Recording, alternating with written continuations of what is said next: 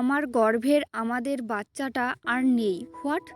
৮ মাসের অন্তঃসত্ত্বা তুমি এখন বলছো আমাদের বাচ্চা নেই। মানে এইসব কি এসব? হ্যাঁ, আজ তুমি অফিসে ছিলে। তখন আম্মু আমাকে হসপিটালে নিয়ে যায়। তারপরে জানতে পারি আমাদের সন্তান নেই। নদী, তুমি ফাজলামি বাদ দাও। আমাদের একটা বাচ্চার খুব প্রয়োজন। তাই তুমি এসব বিষয় একদম ইয়ার্কি করো না। সাগর, আমি একটুও ফাজলামি করছি না। একদম সত্যি বলছি। আমাদের বেবি নেই। কিভাবে এটা হয়েছে সেটাও জানি না। শেষ কথাটা বলেই নদী কান্না শুরু করে দেয়।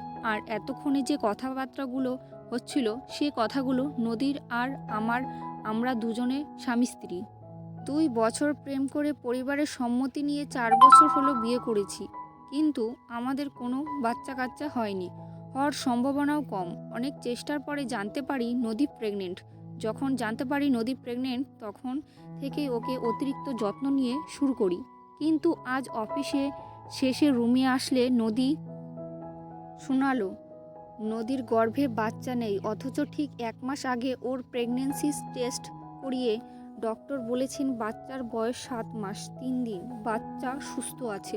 সাগর নদীর থেকে মেডিকেলের রিপোর্টটা নিয়ে বিছানায় বসে দেখতে লাগলো। রিপোর্ট স্পষ্ট দেখা যাচ্ছে result pertinent pregnancy was not positive due to infertility. Sagar রিপোর্টটা পাশে রেখে বিছানায় মাথায় হাত দিয়ে বসে রইল। তার কি করা উচিত সেটা এখনও জানা নেই। কিন্তু আমার পেটে কিছু একটা আছে, নাড়াচাড়া করে, লাথি দেয়। আমি বুঝতে পারি আমার পেটে সন্তান আছে। নদীর কথা শুনে সাগর চমকে ওঠে, বিছানা থেকে নদীর কাছে যায়। নদী সাগরের একটা হাত নদীর পেটের ওপরে রাখে। পেটে হাত বুলিয়ে সাগর মোটামুটিভাবে বুঝতে পারে নদীর গর্ভের সন্তান তাদের আছে। তাহলে রিপোর্ট ভুল কেন আসলো?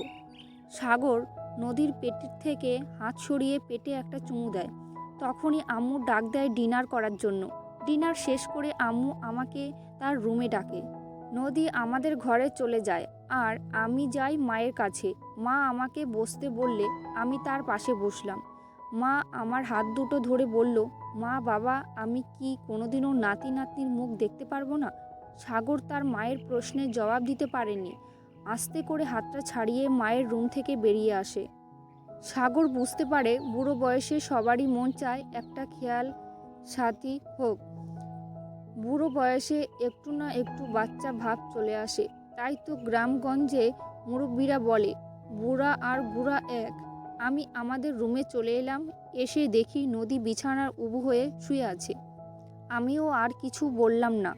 বাতি নিভিয়ে ওর পাশে শুয়ে পড়লাম। নদী একটু আমার দিকে ফিরে আমাকে জড়িয়ে ধরলো আর তখনই একটা ঠান্ডা বাতাস বয়ে গেল রুমে। নদী আমাকে জড়িয়ে ধরাতেই বুঝলাম নদী কান্না করছে। তাই ওকে শান্ত করতে পেটে হাত দিয়ে বললাম, তুমি কান্না করো না, তাহলে বাবু কষ্ট পাবে। রিপোর্টটা হয়তো ভুল ছিল। আমরা আবার কাল যাব হসপিটালে। এই দেখো আমাদের বেবি হাত পা নাড়াচ্ছে। সত্যি ওর পেটে কিছু নাড়াচাড়া করছিল। নদী আমাকে আরও শক্ত করে ধরে কান্না থামাতে চেষ্টা করলো। একসময় আমিও নদীর দুজনে ঘুমিয়ে পড়লাম। মাঝরাতে নদী খেয়াল করে একটা ছোট বাচ্চা নদীর বুকের ওপরে শুয়ে আছে। শুধু শুয়েই নেই, বাচ্চাটা নদীর স্তন থেকে দুগ্ধ পান করছে। নদীর চোখ খুলে দেখে সাগর বিছানার এদিকে ফিরে শুয়ে আছে আর দুজনের মাঝখানে একটা বাচ্চা শুয়ে নদীর স্তন খাচ্ছে। নদী ভয় পেয়ে সরে গেলেই বাচ্চাটাও গলা ধরে ঝুলে থাকে, কিন্তু নদীকে ছাড়ে না। নদী বাচ্চাটাকে যত ছাড়াতে চাচ্ছে বাচ্চাটাও ততই নদীকে জড়িয়ে ধরছে। তো এটা হচ্ছে প্রথম পর্ব। দ্বিতীয় পর্ব খুব তাড়াতাড়ি চলে আসবে। তোমরা প্লিজ কমেন্টে জানাও গল্পটা কেমন লাগলো। আবার খুব তাড়াতাড়ি নিয়ে চলে আসবো। ততক্ষণ দেখতে থাকো, সুস্থ থাকো, ভালো থাকো।